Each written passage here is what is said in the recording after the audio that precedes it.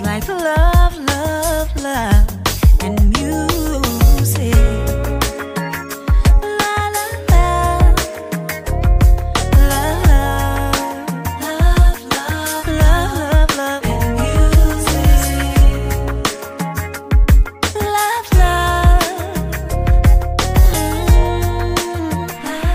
Love, Hello everyone, thank you for tuning in. I am Jay Lee. This is Jay Lee's Corner. This is my late review, okay, for Marriage Boot Camp season 13 episode 4. I'm gonna have to do 4 and 5.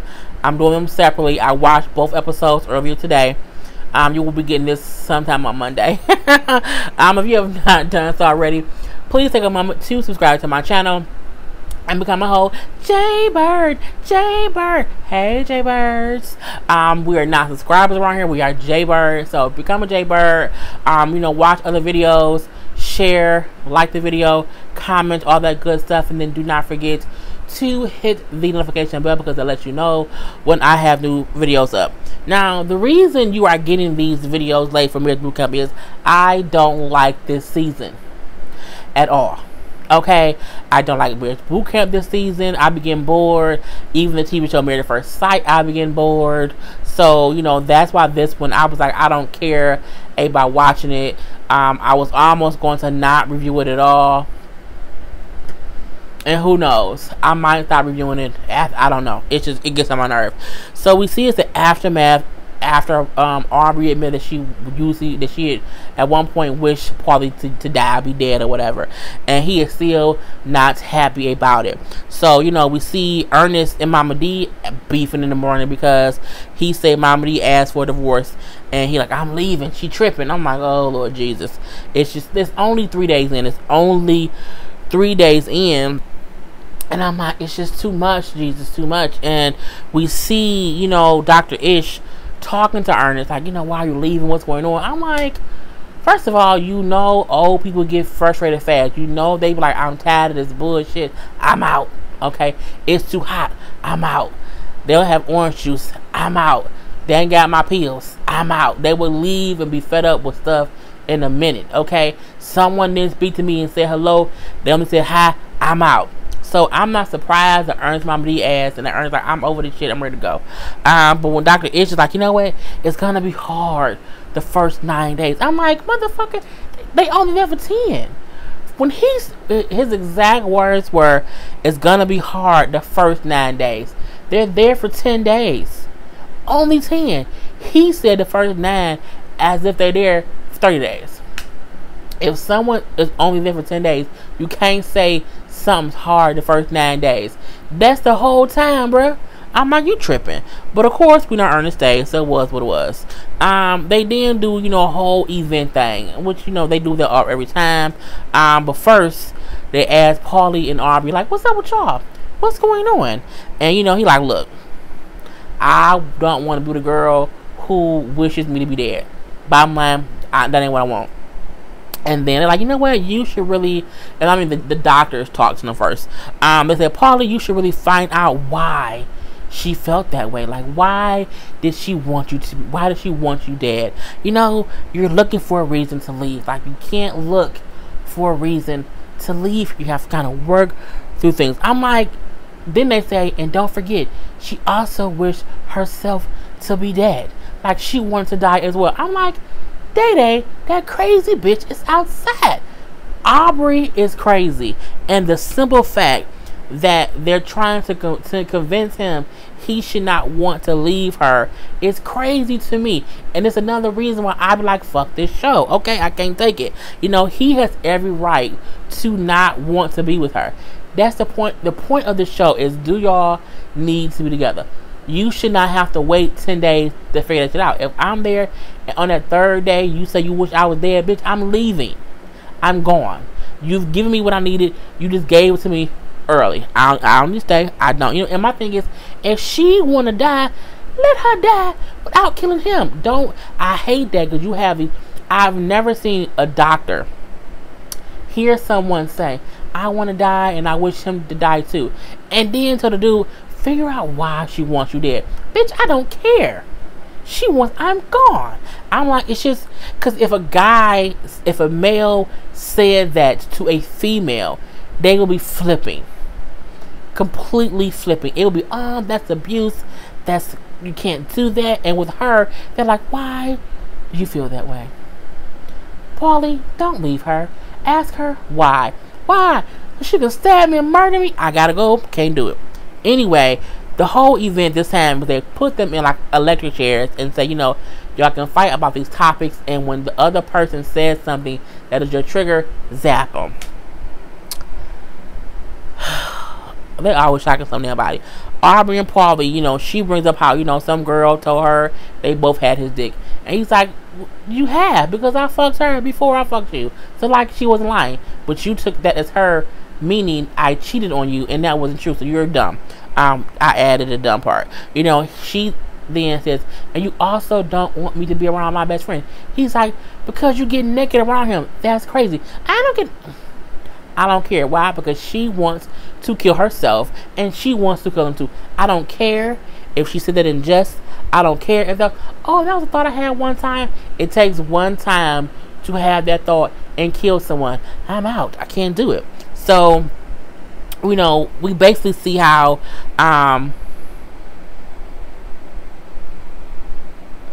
they shock each other back and forth. And at the end, the doctor say, well, so how do you feel? He says, I feel like I don't want to be with her no more. And I busted out laughing. She just says, you know what? I don't give up on us. I don't give up. I have never left the relationship. And he says, that's the problem. I'm like, they shouldn't. The thing about that too is they not together now. So I'm like, it didn't work. It clearly didn't work. Desiree and Chris, I don't care. I don't care about them. I don't care. They don't have an urge to argue. They just, it's too superficial. It's too fake for me. It's, made by Mattel fake. I can't take it anymore.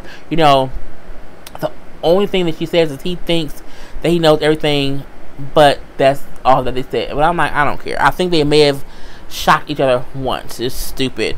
They're obsessed with not hurting each other, and sometimes that's unhealthy. Okay, point blank, period. Puma and Kwani, they both say how the other one don't appreciate each other. And I'm like, oh, okay. She does say how she feels like I can't grow the way I want to based on certain things. And, I'm like, well, girl, what do you want to do? Like, what do you want to do? Like, what's going on here? I don't know. And even now to see how Puma is on an episode of Black Ink this season. I guess he's on 2 shows. Kim and Wynn, she says she's pissed off because he called her kids baggage. Kids are baggage when they're not your kids. Baggage just means you're bringing something with you that isn't mine. Like, you're bringing kids, you can be bringing a divorce, you can be bringing alcoholism, you can be bringing anything that isn't mine. Okay, you're not coming here with just you and only you. You're coming here with something, that I can't say that I gave you or that I contributed to you bringing into the relationship. So your kids are baggage. It doesn't mean it's a bad thing. Okay. Mama and Ernest liked being shocked. I think they were getting off on it, and it was people were laughing. It was very funny, but I really didn't care. We then see, again, I told y'all that I don't care about this episode or the season.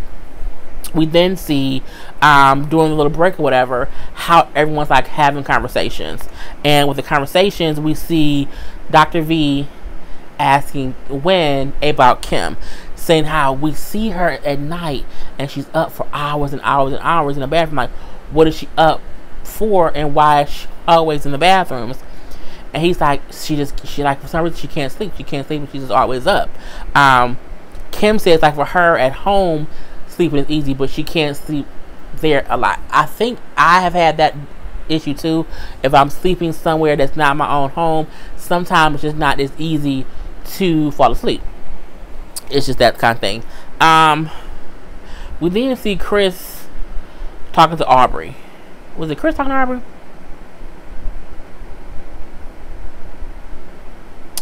Was that what it was? Oh yeah, they were at the table talking. They was all talking, whatever. And then she's bringing up how Paulie does not have the information and does not have the know-how about being in a relationship, and how, you know, he does not have the information and I have to tell him. And he's like, why is that your problem, that he, you know, you're not a therapist? Like, that ain't what you're supposed to be doing. And then it's like, oh, he's just so dumb. No, Aubrey, you're dumb and we don't like you. Anyway, we do see Paulie talking to Puma, and he's like, look, I don't see no future with her, bro. I don't see a future with her, and, you know, I don't know how much longer I'm going to be here.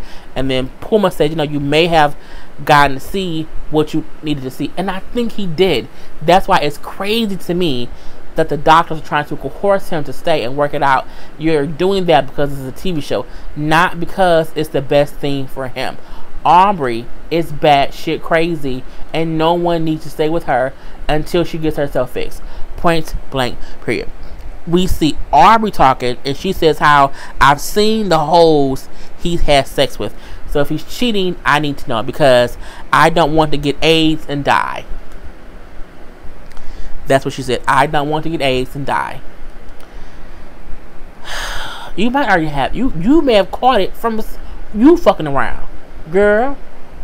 Anyway, they then have them like go through this other course that's about communications, where they have to hold hands and communicate to each other while like maneuvering through barbed wire that will shock them if they touch it, and they can't not let go of each other's hands.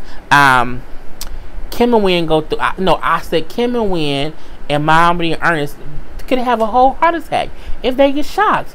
Don't do that. But we see them all go through it. But Mama D and Ernest, man, look, Mama D kept saying, I have a disability. I can't, like, I have hip issues. I can't, like, raise my leg up too high.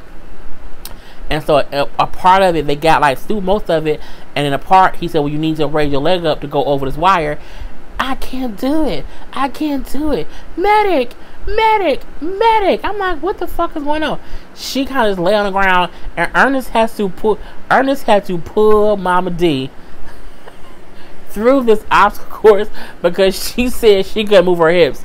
So he dragged her through the obstacle course, which is great because she said for her, she like cried come out, because for her, it was like showing her he's a man and he can save her if need be. But when honey, she dead body flopped and he pulled her ass out. I said, Lord, it was just so happily funny because she was happy what he did, but it was funny because he dragged her dead body around. We even see Paulie and Aubrey go through it, and you know, he don't want to be, you can see in his face, he does not want to be there. They quickly made it through. They did. But I think it's because who wants to be in there with someone you don't like, and you mad at right now. The judge comes out and give her assessments after that, and you know, mainly I like how he told the Bachelor people, you know, if y'all keep going around not talking and not arguing or just not of saying nothing, someone's going to explode. She said, when I got married years and years ago, I was the same way. I did not say nothing for 18 years. And then one day, he said something like path of thought. And I exploded about him asking the path of thought. And it took us 2 years to stop that argument. Solely because I had held back so much and not said so much. When I finally blew up, it was like a whole hurricane category 8 or whatever. I don't know what the categories is. So she's telling me like, you don't want that to happen to y'all. Paul and Audrey in the room, and they just don't want to talk. They sitting there, and you know, you can tell they just don't want to be around each other. And then, you know, when he in the bed, he don't want to talk. She come in saying like, let's talk. He's like, ain't nothing else to say. And she said, well, you should just leave. And he said, you know what, I'm done here. And then it goes up. I'm like, and that's why I say I don't like the show. Like, as you see, this is a short ass review. That's all that happened. Bye. He's like love, love, love, and music.